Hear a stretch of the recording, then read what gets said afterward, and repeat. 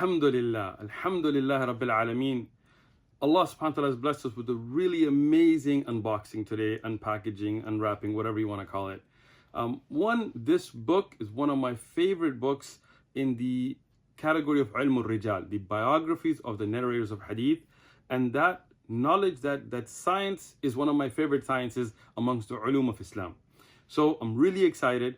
I had a few other books, I just couldn't wait to unpackage them, so I just unpackaged them, and unfortunately you couldn't make a video. But this one I waited, even though I'm really excited about it, but I wanted to introduce it, and I really wanted people to benefit from this science and this work.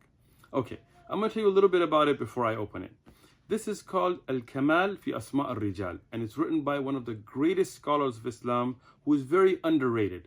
Sheikh Allama, the great scholar Hafid Abdul Ghani al-Maqdisi al-Hanbali, from the Hanabila, from the Maqadisa, from the great tradition of scholars amongst that family of Ibn Qudama and Diyauddin al-Maqdisi and other ulama that were there.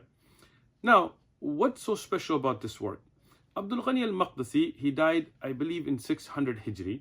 So, he's an early scholar, and what he did is he looked at some of the very commonly used books which are known as Kutub al-Sitta.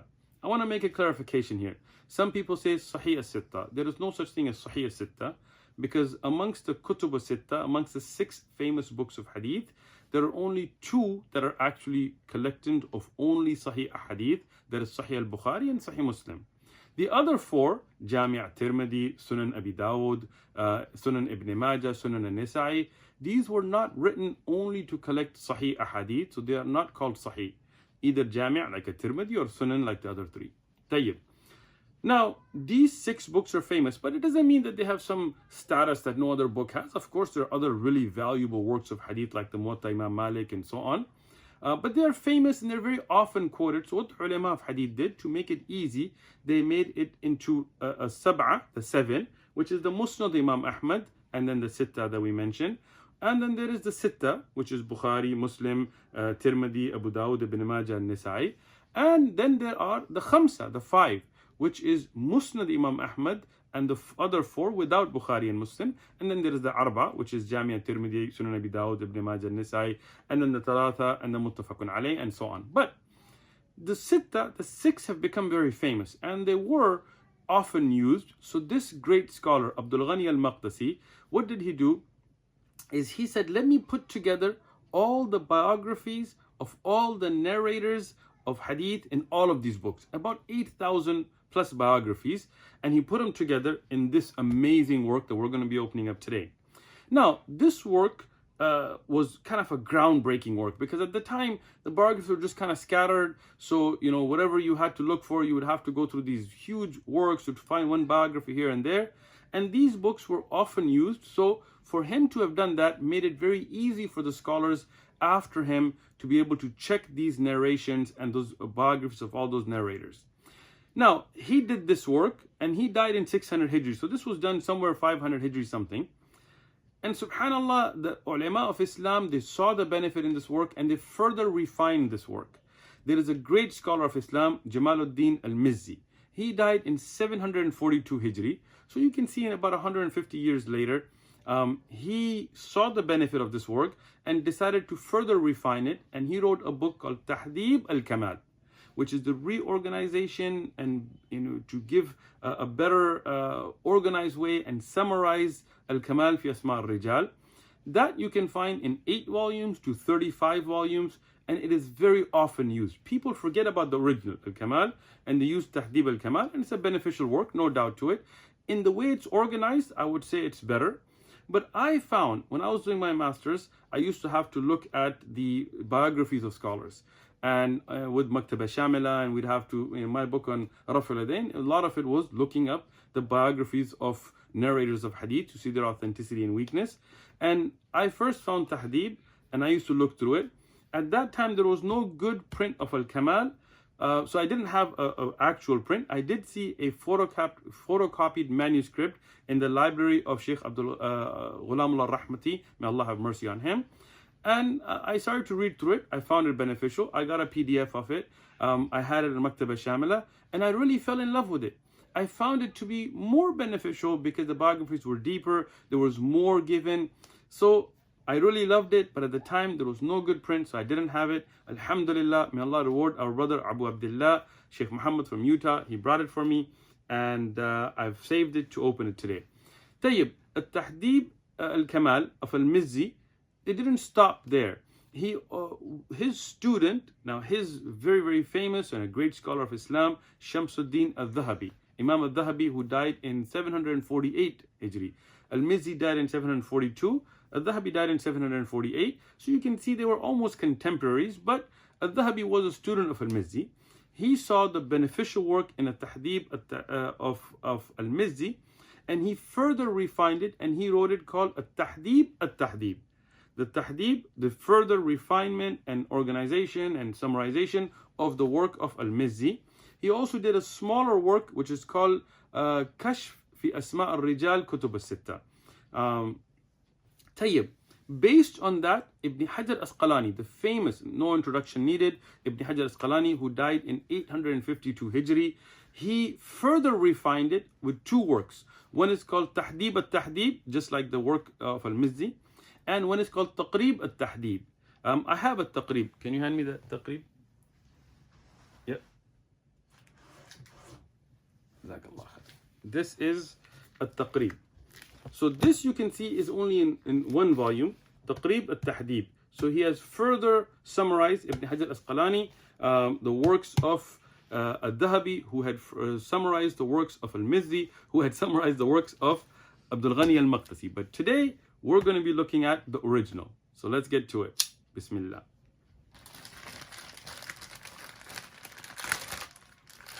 Don't want to hurt the books.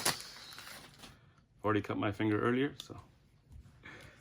Bismillah. Allahu Akbar. This is it. The original. Al-Kamal fi Asma' al-Rijal. Abdul Ghani al-Maqdisi. I have it here. Open it up.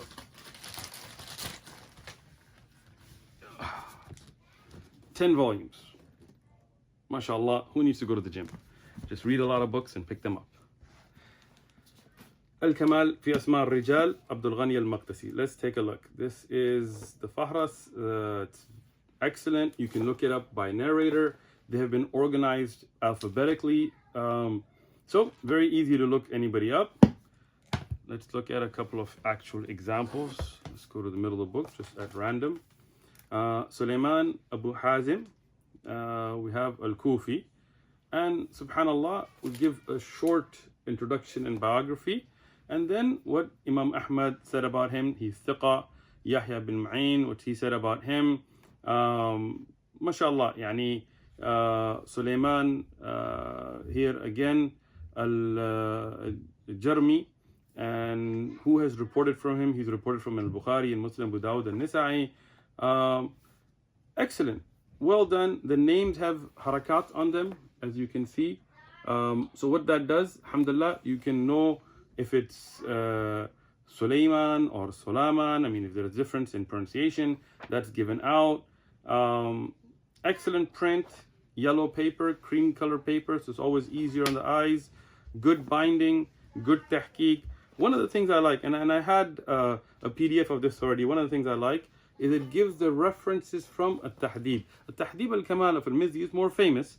So if you want to match them up to look at what Abdul Ghani al-Maqdisi said and what Al-Mizzi said, you have the volume and page number from At-Tahdib here as well to help you match them up. Excellent work, amazing work. No doubt a must-have for anybody who is a student of the science of hadith, right? I mean, if you just want the basics of, okay, what is the ruling, then you might as well just get a Taqrib of Ibn Hajar Asqalani. But if you want to get a little deeper and look at what, for example, here we have a narrator, Al-Walid Muwaqqari. Here, what does he do? He gives who was reported from him, who was reported by, a little bit about his life, and then he goes, Yahya bin Ma'in, he said he was kadhab, he was a liar. Ali ibn al-Madani said he was da'if in hadith.